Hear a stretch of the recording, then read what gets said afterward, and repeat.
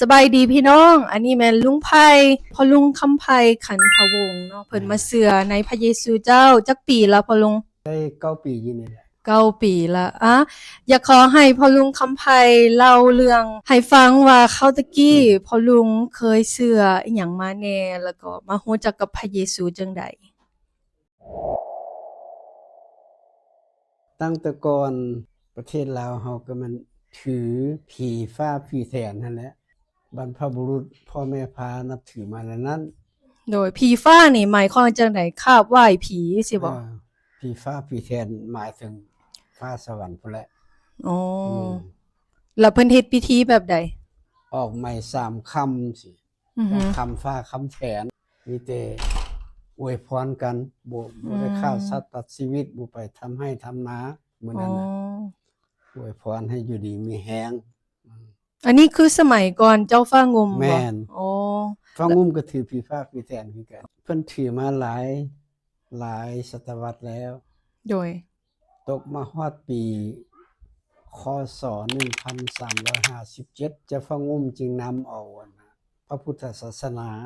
โดยมาจากประเทศเขมรอ๋อเพราะว่าพระอัครมเหสีของเจ้าฟ้างุ่มนั้นเป็นลูกสาวของพระมหากษัตริย์ประเทศเขมรนางแก้วเก่งยามาเห็นประเพณีลาวเฮาถือผีฟ้าผีแทนถือสุมหกกกไม้ปริศนาโดยฆ่างัวฆ่าควายเลี้ยงผีแต่ละปีนางนั้นมาเห็นบ่พอพระทัยฉะนั้นเจ้าฟ้างุ่มจึงตอบกับพระมเหสีเพิ่นว่าฉันจะเฮ็ดแนวใดขอให้ไปขอพระพุทธศาสนานำพระบิดาพ่ออยู่ประเทศเขมรมาปกครองอยู่นำล้านช้างพี่โอ้ประเทศลาวล้านช้างพี่ก็เลยนำมาที่ประเทศลาวแม่นแล้วเพื่อว่าบ่อยากให้ประชาชนลาวนี่คาบไหว้ผีสางนางไม้อีกก็เลยอยากให้เอาพระนี่เข้ามาแม่นเป็นความสะดวกของการนำประเทศนำบ่การที่เฮ็ดแบบนี้พ่อลุงคำไผนี่เรียนเกี่ยวกับเรื่องนี้มาแบบใดประวัติศาสตร์เคยบวชแต่อายุ12 ปีเป็นหยังคืออยากบวชเพราะว่าอยู่บ้านนอกเป็นคนที่บ่มีโรงเรียนบวชเพื่ออยากเรียนเนาะแม่นล่ะอยากเรียนถ้าว่าผู้ใดบ่เรียนบ่ได้อ่านหนังสือบ่ได้บวชอยู่บ้านตัวเอง3 ปีอยู่พนโฮง3 ปีแล้วมาอยู่นครหลวงเวียงจันทน์นั่นหลายปีบวชมานี่หลายปีเติบเนาะหลายปีจนได้เป็นตำแหน่งบ่จบประโยคเก่าหมายความว่าเรียนมาหมดเลยบ่แม่นล่ะจบประโยคเก่าปี2566ว้าวปีน้ำท่วมนครหลวงเวียงจันทน์คำว่าจบประโยคเก่านี่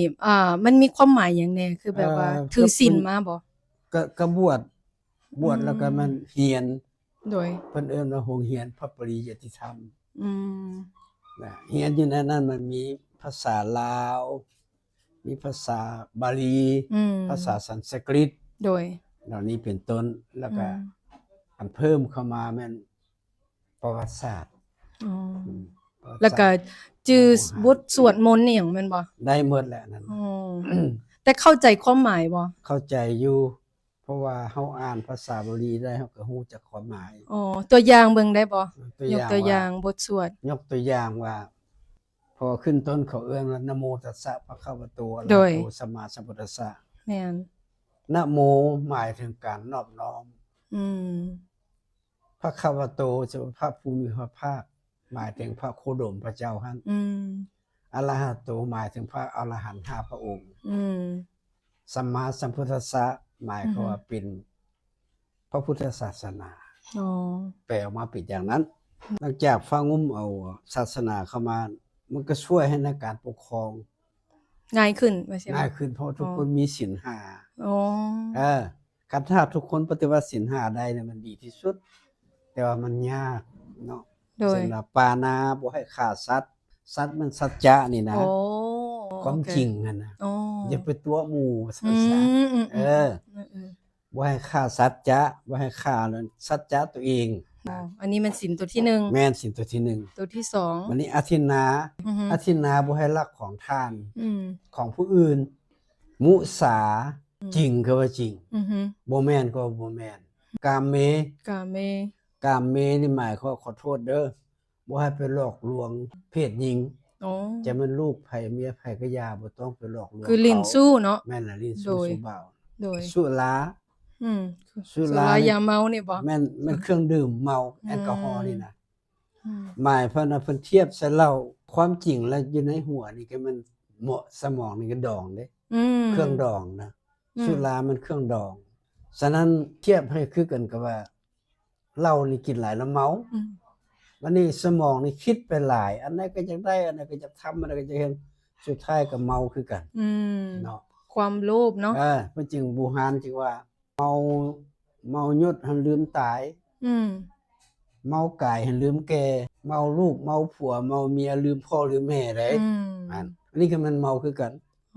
เมาเงินเมาคำก็ลืมตายคือกัน อืม โอ้ได้เงินหลายไกลเท่าใดก็ไป อืม ยากเท่าใดก็เฮ็ด อืม เมาเด้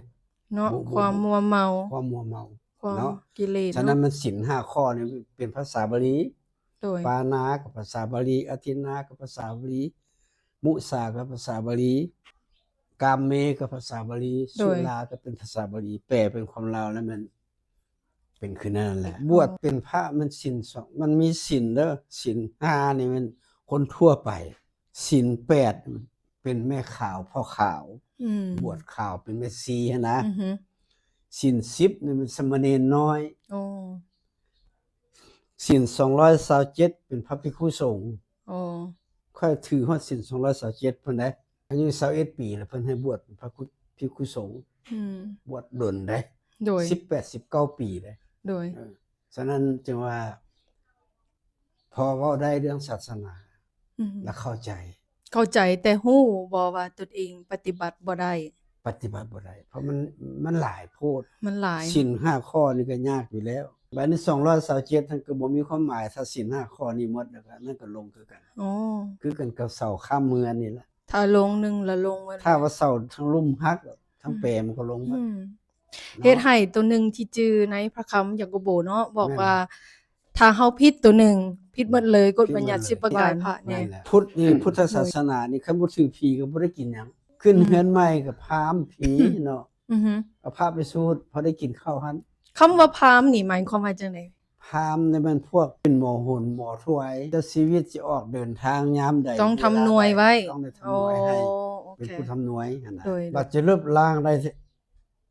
80-90%นั้นเป็นสมัย พระเจ้าโพธิสรราชนี้ พระราชบิดาของพระเจ้าสัญญาเสถาธิราชนี้ อือฮึ เพิ่นขึ้นครองราชย์แล้วเพิ่นตัดว่า อืม บ่ให้ถือผี เป็นหอเป็นโฮงเข้าปลุก ด้วยไม้ด้วยนั่นจูดทิ่มญัดเอิ้นว่าพุทธศาสนา เป็นศาสนาประจำชาติลาว อืม ในสมัยนั้น อืม มีแต่ศาสนาเดียว โดย แต่ปานนั้นเขาก็ยังรัก ข ถื วาย ผี ผี ก็มีอยู่ อ๋อ เออ คำว่าผีนี่ รวมทั้งผีพ่อผีแม่อย่างนั้นบ่ แม่น แบบว่าเฮ็ดข้าวให้ผีพ่อผีแม่กิน แม่น แบบซั่นบ่อ๋อ อ่า โดย คิดฮอดจอดถึงพ่อแม่ก็เฮ็ดพาเข้าพาน้ำมนต์พระมา อืม ถวายให้พระแล้วก็อุทิศให้พ่อแม่ดังนั้น โดย ฉะนั้นก็ในการปกครองก็ง่าย อืม เพราะทุกคนก็ เชื่อนำกัน เคารพบถือ อ๋อ ศาสนาอันน่ะสมมุติว่าพระสงฆ์ย่างกายมาเงาเพิ่นก็บ่ให้ถูกเฮาพุ่นน่ะ อืม สมัยโบราณได้ แม่นบ่ แล้วก็ผู้หญิงผู้หญิงก็ตามผู้ชายก็จะพระสงฆ์มาต้องนั่งคุกเข่า บ่ให้ไปใกล้เนาะ บ่ได้ไปใกล้เพิ่นอีก อ๋อ สมัยนั้น โดย มาเดี๋ยวนี้มันอยากจางแล้ว ฉะนั้นถือมาก็บวชถือว่าบวชเป็นทั้งพุทธนี่19 ปีก็เรียนจบประโยคเก่านำมาเบิ่งแล้ว มันบ่ถึง เพราะว่าเพิ่นก็ว่าให้รักษาศีล5ภาวนาอย่าขาด รอถ้าพระตนบุญมาเกิด อือฮึ พระตนบุญมาเกิดแล้วองค์นั้นมาเกิดนั่นไผมาเกิด คนนั้นหลายก็ซ้อสนกันว่า โอ้พระสิอานว่าซั่นพระสิอานมันองค์เป็นอะไร อือฮึ ยังบ่ทันมายังสิมาอยู่ อืม เด้อสิเล่าให้ฟังเด้อว่าซั่น คำเว้านี่ของไผที่เว้า อาจารย์ใหญ่แหล้ว อ๋อ อาจารย์ผู้ใหญ่ว่ากุกุสันโธ อือฮึ โคนาคามาโน กัสสโป โคตโม อ อริยเมตโย อือฮึ คุกุสันโธนี่พระเจ้าไกลมาเกิด ได้ 2,500 ปีเมื่อไป องค์ที่สองมาโคนาคามโนเข้ามาพระเจ้าเห็นศาสนาได้ ได้ 2,500 ปีเมื่อไป กัสสโปมาพระเจ้าเต่าเห็นบ่เขาแห่บุญกฐินมีรูป มีรูปตัวสัตว์อีหยัง มีรูปตัวสัตว์อันนี้ล่ะ มีแล้วบัดนี้พระเจ้าเต่าก็ 2,500 ปีเมื่อไป องค์ที่สี่มันไผพระโคดมมันงัวองค์เขาถือคู่มือนี่น่ะคนลาวเพิ่นถือคู่มือนี่น่ะโดยอริยเมตโยนี่มันพระเยซูเฮานี่แท้เพราะว่าเพิ่นได้บอกว่า พระอริยเมตโยลงมาแผ่นดินจะรับเกียงเสมอหน้ากองไสเพิ่นนั้นละจะเป็นสะเพาเล่มใหญ่เพื่อจะเอาคนอยู่ในวัฏสงสารคนบาปคนบุญไปถึงสวรรค์นิพพานที่แล้วโดยมันได้ไปโฮมยอดอยู่หั่นเขาน้อยได้มาอ่านพระคัมภีร์ศักดิ์สิทธิ์นี่ตอนนี้ยังบวชอยู่บ่ยังบวชอยู่ยังบวชแต่สนใจอ่านเอาปึ้มพระคัมภีร์มาแต่ไสตอนนั้นโอ้เขาเอาเข้ามาแต่ปี1957คศ1957คริสเตียนนี่เข้ามาแล้วโดยสวรรคเขตเท่านี้โดยแล้วก็ผู้สนใจก็ไปซอกเอาซื้อเอาก็บ่แพงดอกคราวนั้นน่ะเฮาเอามาอ่านในปี1966ปีจบประโยคเก่าแล้วสนใจว่ามันหมดศาสนาพุทธจบแล้วเฮาสิมีทุนไปอินเดียสิไปใส่ก็บ่มีทุนแล้วเป็นคนบ้านนอกเด้มาบวชอยู่ในเมืองก็บวชอยู่ในเมืองอยู่แต่บ่มีเงินก็เลยซอกปึ้มมาอ่านก็ไปได้อยู่สวรรคเขตหัวนึงก็มีแต่ 50,000 กีบตอนนั้นเนาะเฮาก็ทอนมาแต่น้อยจนว่าก็ได้ฮอดเงินเป็น100 200กีบเด้โดยซื้อปึ้มนี่มาอ่านมาเดี๋ยวมาเห็นบ่อนว่าพระเยซูได้ยกขึ้นว่าเฮาเป็นทางนั้นเป็นทางใดเป็นทางนั้นไปสวรรค์เป็นความจริงและเป็นชีวิตขอบคุณพระเจ้าเพิ่นนิติสิเป็นสะเพาเล่มใหญ่เอาคนไปถึงสวรรค์นิพพานเป็นที่แล้วนี่ตัดสินใจอ่านจนจบปึ้มหัวนั้นปึ้มคัมภีร์ตั้งแต่ปฐมกาลจนมาถึงพระนิมิตแม่นว้าวอ่านจนจบแต่เฮาสิไปประกาศข่าวประเสริฐนี่ยังบ่ทันได้ประกาศแต่รู้สึกด้วยตัวเองว่าอันนี้มันตัวนี้เป็นความจริงแล้วก็เลยซิกเลยตัดสินใจซิกเลยตอนนี้บวชได้จักปีละ19 ปี19 ปีตัดสินใจอ่านพระคัมภีร์จบละซิกหลังจากที่อ่านพระคัมภีร์แล้วรับเชื่อ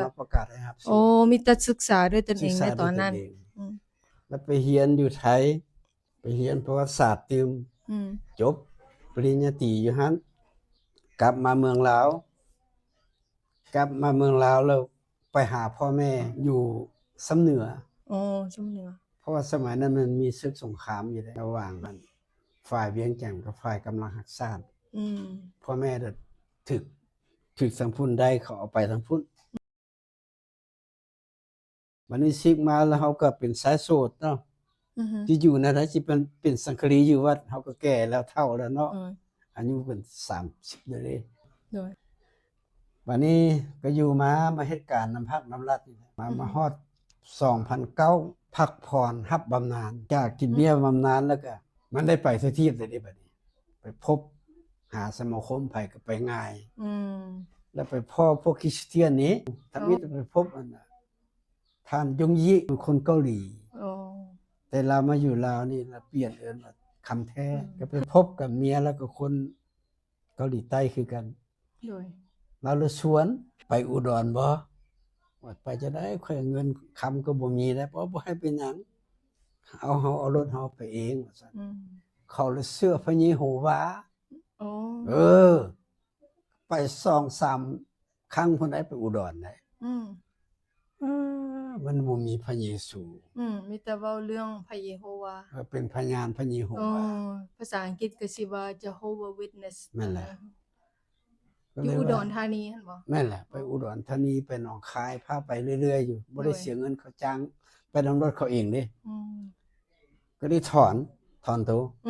มันบ่คือกันกับ บ่ ที่พ่อ บ่ ลุง คือที่ อ่าน เขาอ่าน ให้มา สักส่วนอยากให้รับปฏิสมานำเขา ด้วย เขาน้อยก็เลยตอบว่า ขอพักผ่อน ก็เป็นการขอแก้ตัวนำเนาะเฮาบ่อยากเข้านะ บ่ หั่น อยากเข้าขอ โดย พักผ่อน พักผ่อนแล้วเรามาพ่อน่ะ2ผัวเมียหนึ่งอยู่บ้านโชคน้อยพวกนี้เขาก็เป็นคริสเตียนผัวเพิ่นเอิ้นว่า สมพรโพธิราชเมียเพิ่นนางสมจันทร์โพธิราช อ๋อ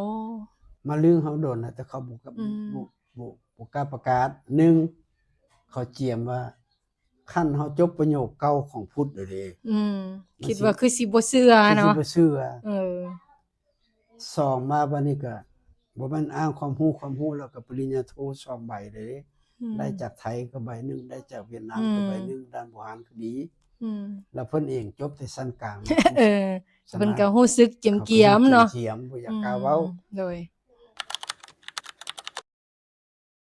พอดีมาฮอดปี2018 ท่านสมพรนี่บ่ที่สวน แม่นล่ะ มาโบสถ์เพิ่นบ่ แม่นล่ะเพิ่นสวน แล้วไปกับเพิ่นบ่ แล้วไปนํเพิ่น โดย ไปแล้วไปฟังเพิ่นเทศน์เพิ่นอธิบายก็มันแล้วเข้ากันกับปึ้มเฮาเลยเด้ ที่เจ้าได้อ่านได้ แม่นล่ะ ศึกษามาเนาะ แม่นน่ะที่ได้ศึกษาด้วยตนเองหั่น โดย ก็เลยตัดสินใจรับเชื่อ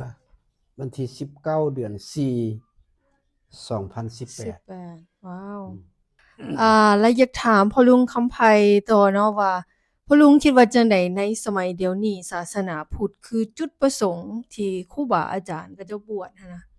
แม่นเขาเจ้าบวชเพื่อหยังในสมัยตอนนี้ เพราะว่าตอนพ่อลุงคำไพบวชก็เพราะว่าอยากเรียนเนาะ แม่น แต่ในความคิดของพ่อลุงในสมัยเดี๋ยวนี้เขาเจ้าบวชเพื่อหยัง เขามี2อัน อันที่1เขาอ้างว่าสืบต่อพุทธศาสนาเนาะต่อยอดว่าซั่น โดย ๆอันที่2เขาหาเงิน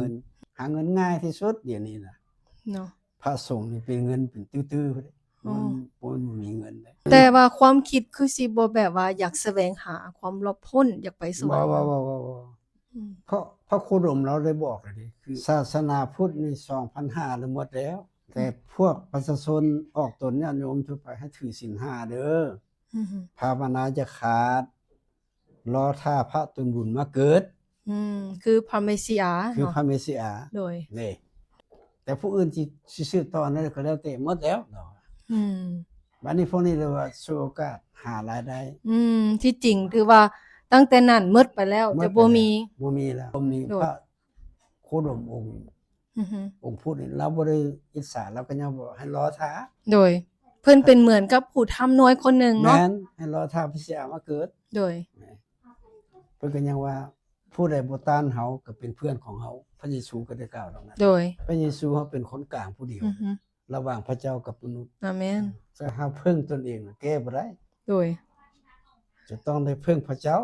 โดย พระเจ้ากับพระเจ้าเยซูจังได้พระเจ้าอันโคดมนี่ก็บ่ได้ โดยแม่น เนาะ และเรื่องการที่ว่าเฮ็ดบุญกินทานนี่เด้เป็นคำสั่งสอนมาจากไส ก็จากพระโคดมหั่นเฮ็ดบุญมันได้ชื่อเสียงอยู่ในมนุษย์นี่ซื่อ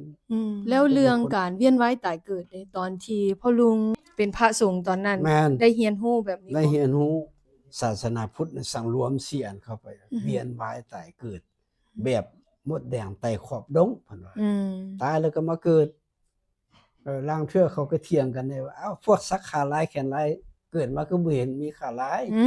จนว่าเกิดใหม่นี่ก็เถียงกันได้คนโบราณแต่เก่าสักขาลายแขนลายหมด คันมีการเวียนว่ายตายเกิดเป็นเรื่องจริงหันนะแล้วเป็นหยังก็เจ้าคือเชื่อเรื่องสวรรค์กับนรก เพราะว่าตายแล้วก็ต้องเกิดมาใหม่แม่นบ่ได้ไปสวรรค์หรือว่าไปนรก พุทธศาสนาเพิ่นก็กล่าวว่านรกมีจริง โดย